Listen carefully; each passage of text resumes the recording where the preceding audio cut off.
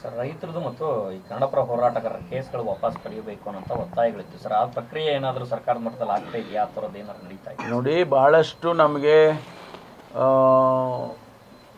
ಅರ್ಜಿಗಳು ಬಂದಿದೆ, ಕೇಸ್ಗಳನ್ನ ವಾಪಸ್ ತಗೊಳ್ಳಿ ಅಂತೇಳಿ. ನಾವು ಸುವಮೋಟೋ ಯಾರ್ದು ವಾಪಸ್ ತಗೊಳ್ಳೋದಿಲ್ಲ. ಅದಕ್ಕೆ ಆದಂಥ ಒಂದು ಸಂಪುಟದಲ್ಲಿ ಒಂದು ಸಬ್ ಕಮಿಟಿ ಮಾಡಿದ್ದಾರೆ, ಉಪಸಂಪುಟದ ಸಮಿತಿಯನ್ನು ಮಾಡಿದ್ದಾರೆ. ಅದಕ್ಕೆ ನನ್ನನ್ನೇ ಅಧ್ಯಕ್ಷನ್ ಮಾಡಿದ್ದಾರೆ. HK ಪಾಟೀಲ್ ಇದ್ದಾರೆ, ಡಾಕ್ಟರ್ ಮಾದೇವಪ್ಪನವರು ಇದ್ದಾರೆ, ಚಲುವರಾಯ ಸ್ವಾಮಿ ಇದ್ದಾರೆ, ಆಮೇಲೆ ನಮ್ಮ ರಾಮಲಿಂಗ ರೆಡ್ಡಿ ಅವರು ಇದ್ದಾರೆ.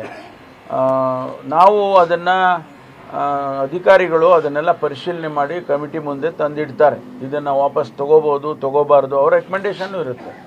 ತೊಗೋಬಾರ್ದು ಅಂತಲೂ ಬಂದಿರುತ್ತೆ.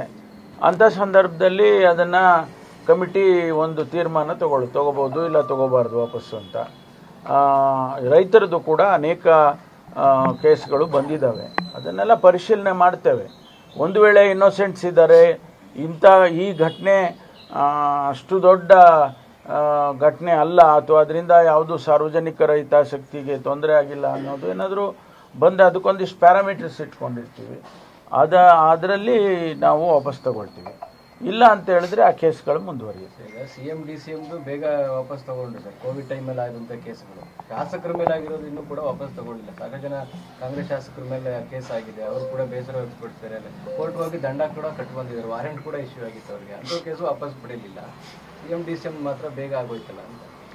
ಇಲ್ಲ, ನಾವು ಒಂದು ಗೈಡ್ಲೈನ್ಸ್ ಇಟ್ಕೊಂಡು ಆದ್ಯತೆ ಮೇಲೆ ಅಂತೇನಲ್ಲ, ಎಲ್ಲವೂ ನಾವು ಪರಿಶೀಲನೆ ಮಾಡಿ ಯಾವ್ಯಾವ್ದು ಕೇಸು ನಮಗೆ ಕ್ಲಿಯರಾಗಿ ಅವರ ರೆಕಮೆಂಡೇಷನ್ಸ್ಗಳು ಬಂದಿರ್ತವೆ, ಅದನ್ನು ಇಟ್ಕೊಂಡು ತೀರ್ಮಾನ ಮಾಡ್ತೀವಿ.